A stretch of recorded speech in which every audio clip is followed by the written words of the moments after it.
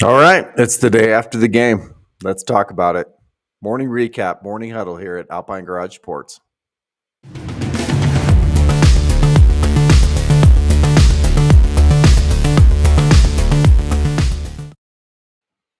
All right, guys. So this was I had some. Obviously, all of us had some time to think about this game now, and it's the more I think about it, the less I am concerned. So I'm going to get that out of the way. The reason why I say that is because we didn't look good in almost any part of the game, but we did have some people that kind of stuck out as people that helped us keep that my fire going. And as we were playing, we looked terrible. Then we looked good, looked real good, offense and defense in that second quarter. And then we came back after, and it was ended by halftime, meaning that we were on that run. Halftime happened. We came out after halftime. Houston had the ball, and they kept the ball for the majority of that third quarter. I want to say it was like 12 minutes of the third quarter, 12 minutes and 30 seconds of the third quarter. If the tables had been reversed and we had the ball to start the second half, it may have been a different story. And the reason why I mentioned that is because that we were on a high going into the locker room, even still down 2 points. I still feel like coming out, we would have had a hot hand. But what Houston did, I think Houston just beat us. And you're going to laugh at when I say that because you're going to be like, well, did you not see Staub throwing it into the ground and throw two interceptions and our receivers not catch the ball and a couple of our running backs not able to produce against Houston's defense? I saw that, yeah.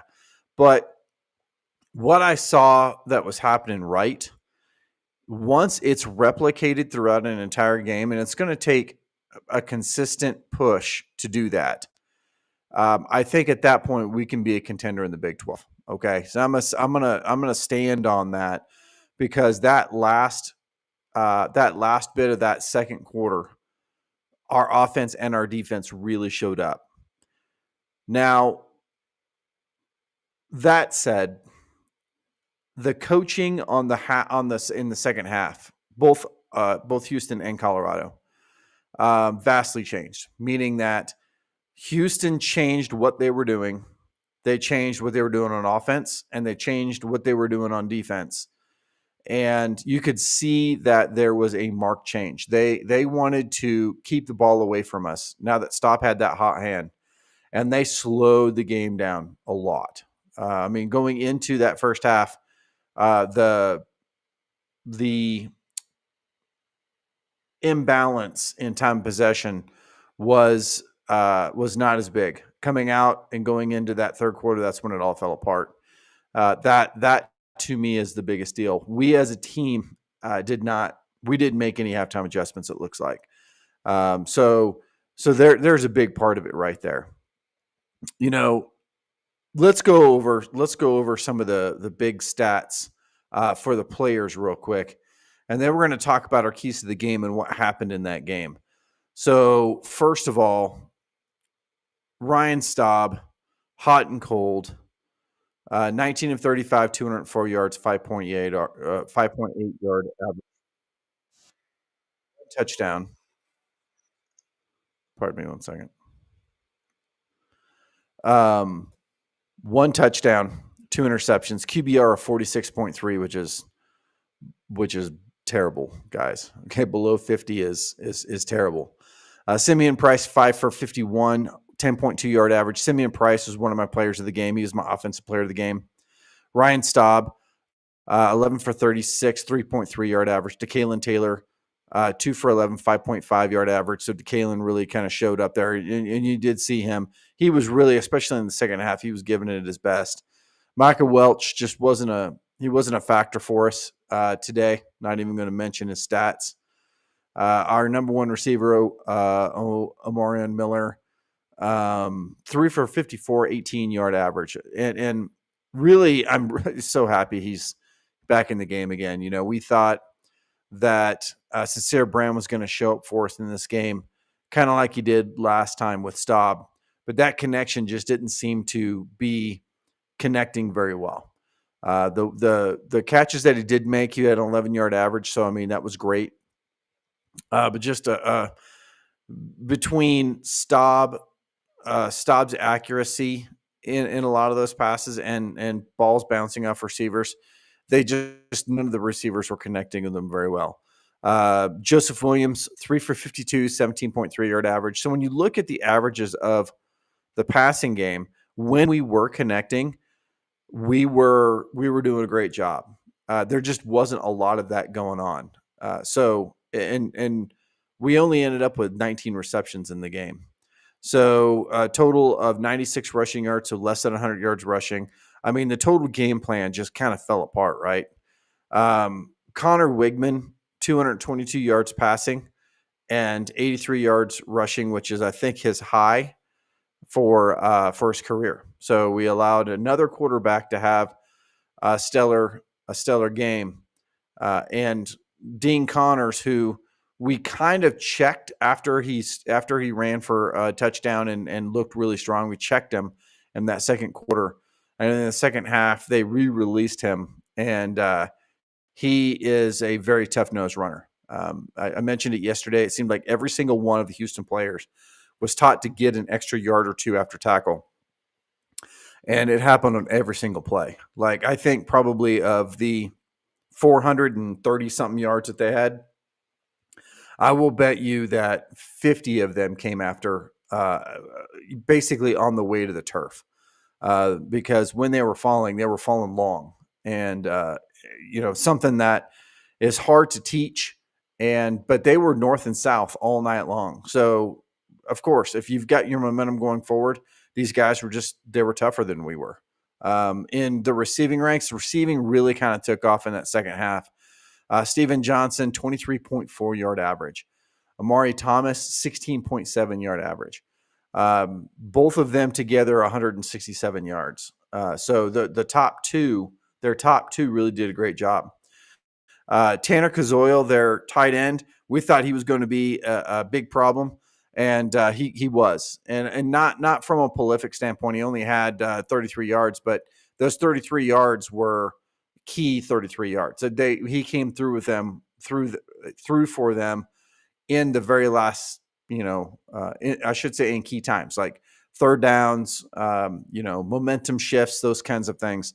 They used him for that, which was exactly what they needed from him. That's exactly what they needed from him. Now that we did that, let's go into the team stats. This is the keys to the game. So my number one key to the game was time of possession. And coach even mentioned it in the conference just like a few hours ago. Time of possession was a problem. And that was my number one. It's always my number one. It wasn't like, I can see the future and know that we're going to have a problem. We've always had a problem with time of possession, and it's always caused us problems. We've had Shedeur to bail us out of those, meaning that we lose time of possession but still win the game in some cases because of his arm. But the reality is that we don't have him anymore, and most teams will not win when there's a disparity as high as there was. And this is what it was. It's not an all-time low for us. We had a game where we had 20 minutes time of possession last year, or maybe it was in 23. I can't even remember which one it was. But we had 23 minutes and 15 seconds time of possession. They had 36-45. They had the ball for, 13 minutes longer than we did. So that right there tells the story. There's no way we could have won the game with that kind of time possession shift. We let them just bleed us dry, and that's what it felt like. It felt like we were just slowly being crushed. And the last game we played against Delaware, we won the time of possession. We won it not by a huge margin, but by enough. All you need is 3 minutes in time possession to really do some damage if you're playing well. And where we failed was in the second half. The second half, we barely ran it. We went completely away from our running game. We panicked. We put it all on Staub. And I don't believe that the offensive line reacted to that very well. And Staub panicked a lot. Okay. Now I'm not putting this loss on Staub. I'm putting the loss. If you had to put it on anything, man, that's hard. It's a total team failure. Coaching did not look good. The offense for most of the game didn't look very good. The defense gave up 400 yards. If I had to say that there was one thing that we need to truly, truly fix, it is our defense. We have got to figure out tackling. We've got to figure out keeping that line stout against the run, especially for quarterbacks. If we can do that, I think we stand a chance because our offense, we still scored 20 points as bad as we looked. And a little bit of that was in garbage time, I know. But the fact that we scored 20 points against a Houston Cougars defense that looked probably like the best defense that we've played this year. I'm even going to say it looked better than Georgia Tech.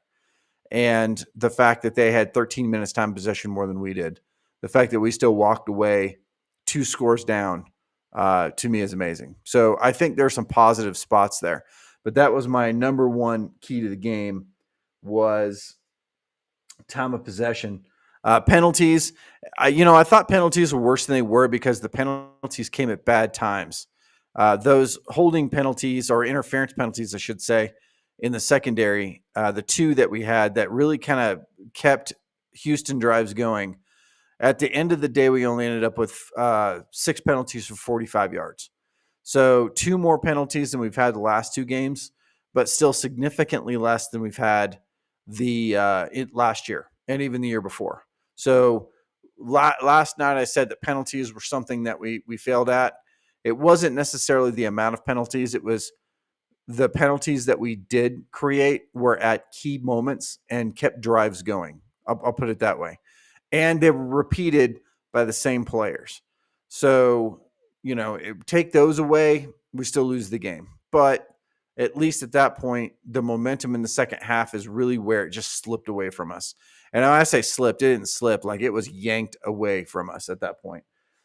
Turnover margin. Let's see. Turnover margin. Yeah, we lost the turnover margin. We were -2. So just like we won games at +3 in the last couple of games, we're going to lose games at -2. And both of those were just errant throws by Staub. So it is what it is, right? Those are the stats. I could go down the rest of them. The running game. We needed to be at 130 to 150 yards in this game to slow that clock down a little bit to really grind and get it done. In the second half, we gave that up.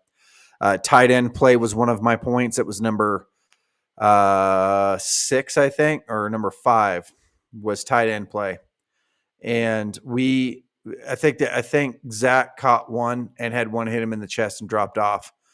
But there's an area where I keep saying we can get better. If we can drive our tight ends in this offense, especially if we stick with Staub, right? And we're going to get to what's now what here at the end. But if we stick with Staub, or really we stick with anybody, I think that middle of the field tight end play, if we can figure that out and make that part of our offense, which I'm going to just say right now, it's never going to happen, right? Under Shurmur does not like that type of offense. And I don't understand because that's an NFL type of offense that I'm talking about. So how we can't be getting the tight ends more involved is just, to me, ridiculous. If they take away our receivers, or if we're having a hard time with efficient passes to receivers, you always have the middle of the field, which when we did exploit it today, we did a great job, right? But tight end play was another key factor that was non-existent in this game. The biggest thing I can take away from this game is I think maybe the practices are soft. Okay. I know nothing about the practices. I am just saying this because looking at the toughness of the team against this Houston Cougars team, we just didn't look like we were really into it. And We didn't hit like we normally hit or like we could hit. The level of the player that we have is so high that the production that we got out of that in this game just looked like we were standing there watching the game go by us. And I think the physicality of the team needs to go up a notch. If we do that, we have the players. I honestly think our defense is going to be this is going to be one of those years where our defense gets better, which happens every year. And if we can get that physical play up, we can get the tackling down, then we're going to be fine. I think we're going to be okay. We have to be able to score points on offense, but we have quarterbacks that can do that. I honestly feel like we do. I feel like we have running backs that can put 150 yards a game on the ground. I think we have the offensive line that can block for them doing that. I think that our edge group, I've said this several times, the edge group to me is probably one of the sexiest groups we have from the standpoint of their potential production. But it seemed like in a lot of cases, we weren't setting an edge at all. We weren't setting that perimeter. And I don't know, if it was, I have to look at the tape again, but if it was, maybe we were trying to go after Wigman too tight and we were allowing the plays to go out to the side because they started to swing it out after we started to tighten up the middle, right? But that's what that edge is for. The edge is to contain. And we did not do a great job of containing in that last part of that game. But I think our edges is a great edge group. You give them good coaching, and I think that this changes a lot of things. When I say good coaching, I don't mean that our coach is not a good coach. I just meant that I think we overcorrected in some cases, even though I think at the beginning said that we didn't make adjustments well enough. That's what I mean is that I think we micro corrected on some things. And when really we needed to be looking a little bit more macro, like, what is the potential of this offense in the second half instead of what specifically did they do in the first half? Let's key in on that. And then Houston already knew, well, as soon as they take that away, we're going to go here. And they made that adjustment like a light switch. Bam, bam, bam, bam, bam, bam, like every time, right? We have the team. Nobody panic. We have the team. Team is around us. We need to understand the capability of our players. We need to get more physicality out of them. We need the game plan to be a lot tighter. And I think we need consistency, and I think that's where we're at right now. Now what? Now what, guys? All right, so now we're 1-2. We are 0-1 in conference play. We're going up against Wyoming, which was supposed to be a good game. It was supposed to be a game where we can build confidence, right? Man, that Wyoming game looks way different right now. And that coach is thinking about that. This game was supposed to be a kind of another tune-up game for the BYU game. But Wyoming is playing well. Wyoming is undefeated. Wyoming has a top 5 defense going into the third week in production. BYU is a step ahead of them. I think they're like number 3 defense, or number 3 or number 4, and one's number 4 or number 5, something like that.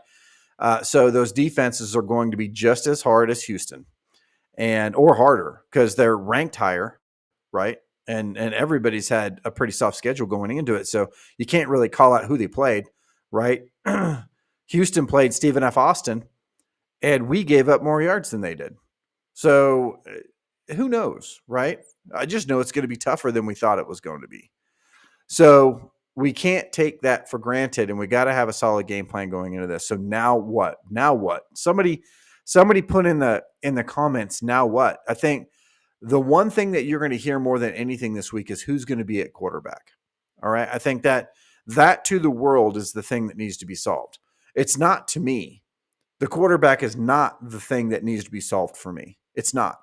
It is the offensive game plan. It is the toughness of the team, right? The resilience of the team. And it is a full focus on defense. Okay, that is what I think needs to be focused on. Is the defense needs to be focused on. It doesn't matter who our quarterback is. We are not a 55 to 60 point throw the ball team that's going to be outscoring teams because our defense sucks and win games. We're not going to be that team. That's not us. It's not us this year. We have got to not give up 400 yards, because as soon as we do it to Wyoming, they're going to beat us. And as soon as we do it to BYU, they're going to beat us, and we're going to be in dire straits at that point. We're the season at that point is, I'm not going to say it's going to be lost if we lose the next two games. It doesn't get any easier than that. And turning that corner at the mid-year point without seeing any progress is immensely hard.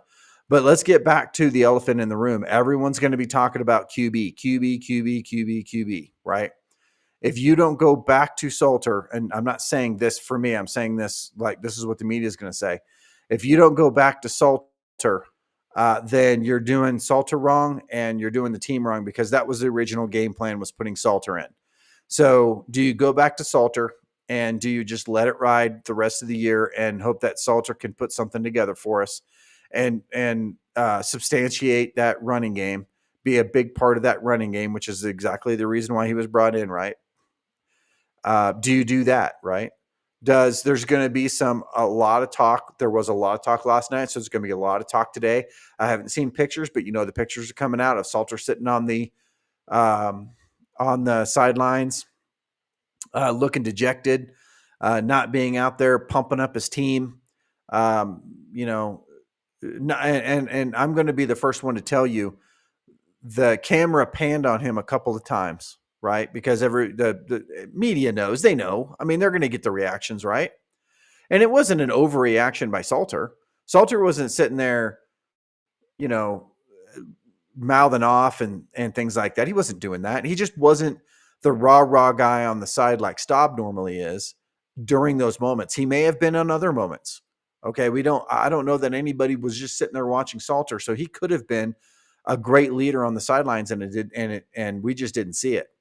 It also could have been that he just was really mad and he was just going to sit there and, not participate.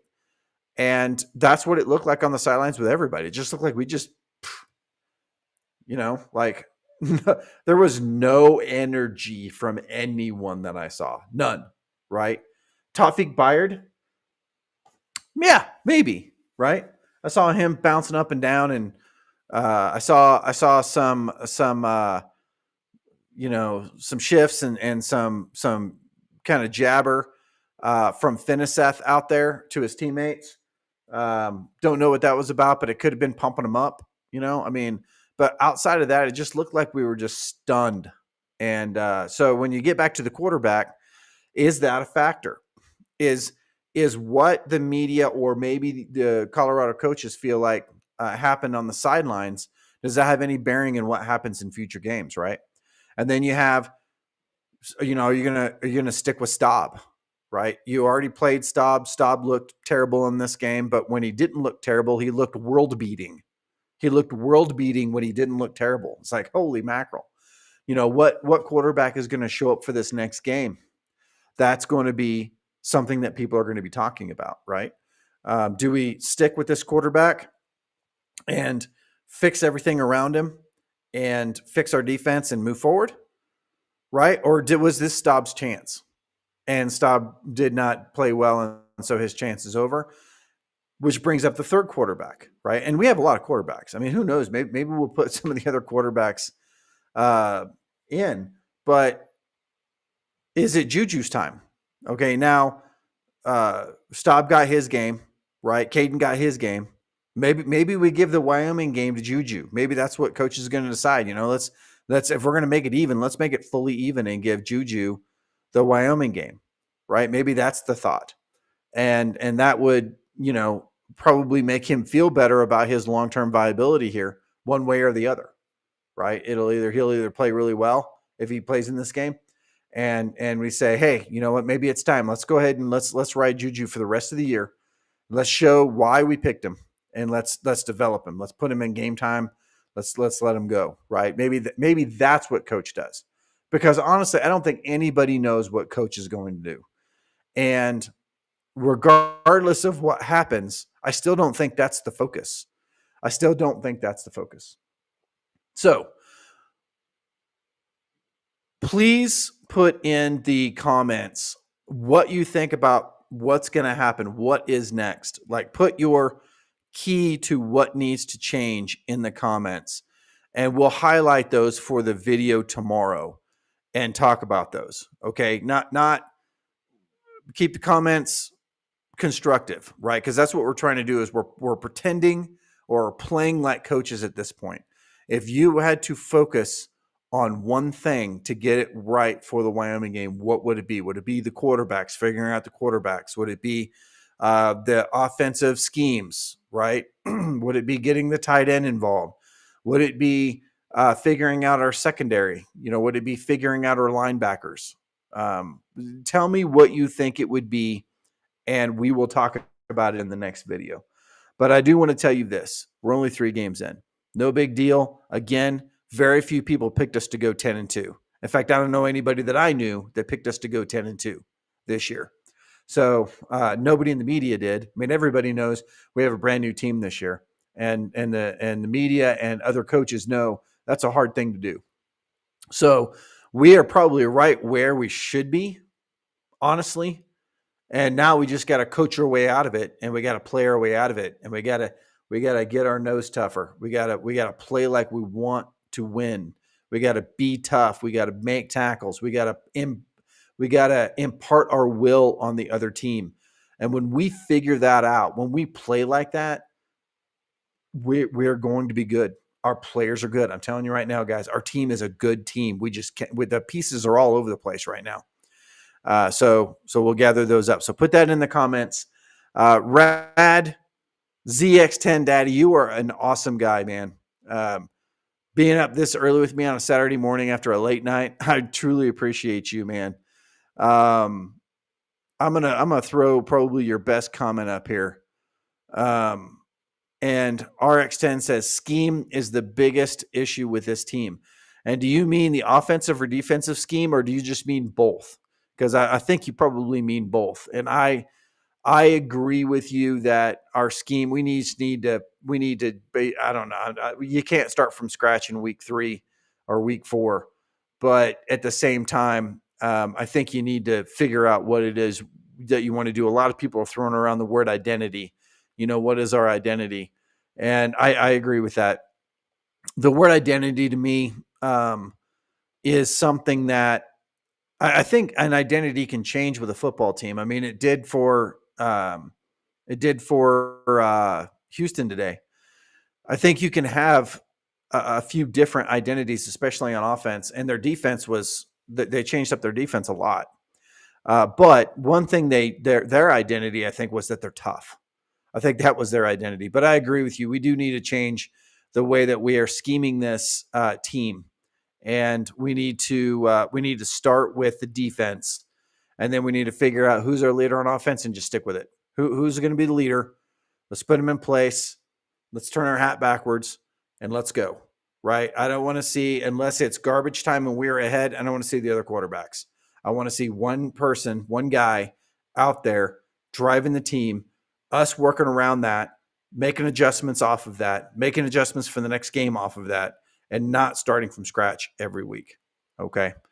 Thank you very much for hanging out with me this morning. I will be back tomorrow morning for another video, and it's going to be a look at the Wyoming game and this, now what is going to be the biggest part of it. That's a wrap from Alpine Garage Sports. I'll see you in the next video.